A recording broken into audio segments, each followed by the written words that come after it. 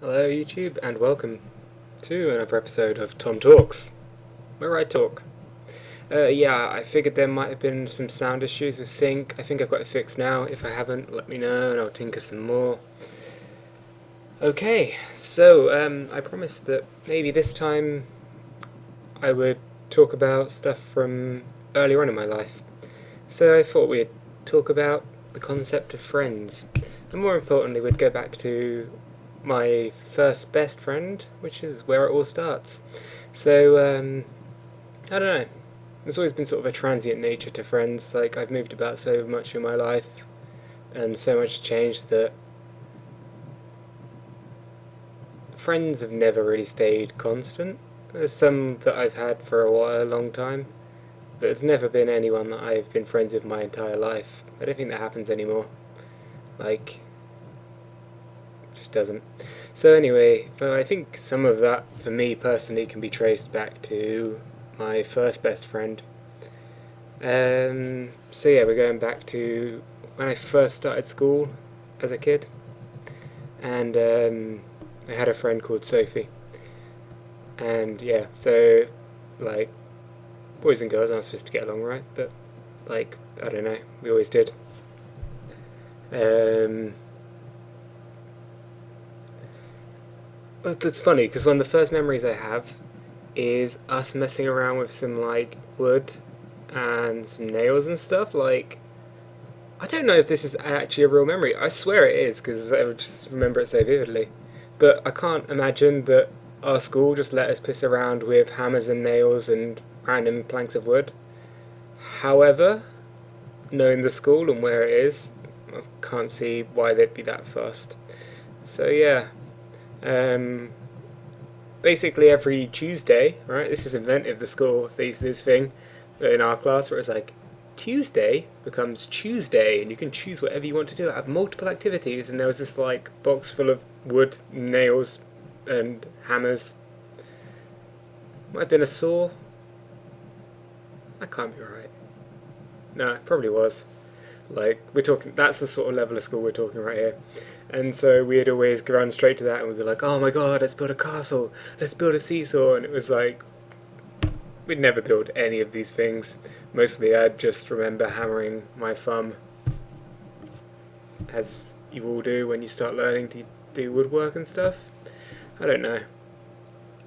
Anyway, the other like strong memory I have was that we used to go hunting around in like the wood chip area. Like the wood chip area was off limits, so one of us basically took the lookout while the other went around, and we soon, like really early on, discovered that this place was crawling with money. Like it was 2p's, 1p's, a couple of 10p's, occasionally a 20, ever so rarely a 50p.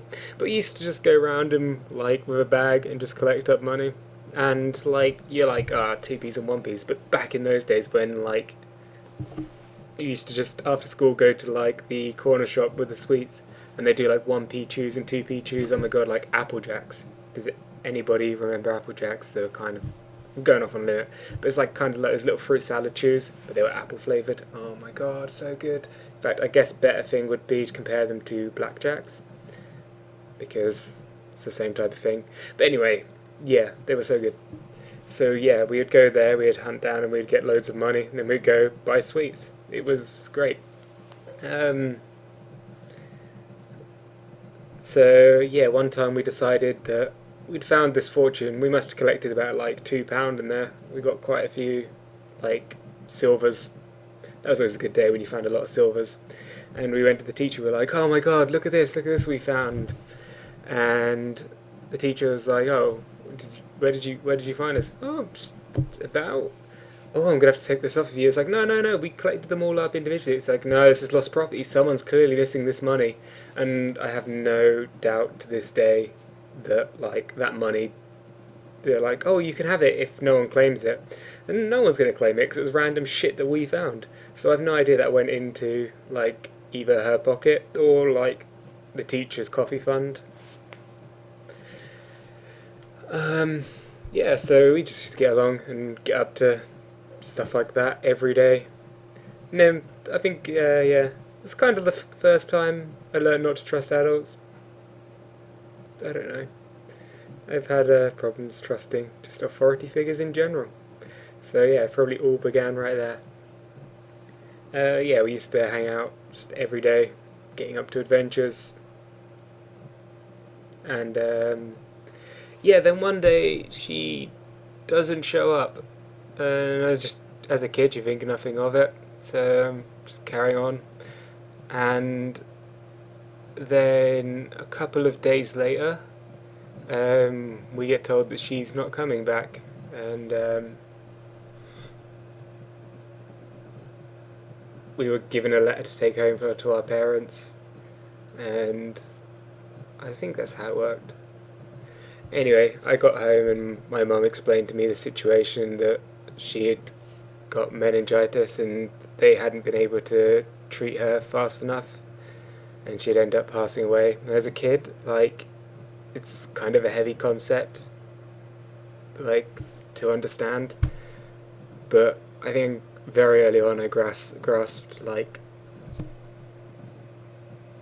the concept that she was gone and she wasn't coming back.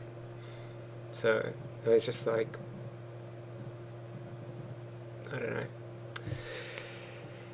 know.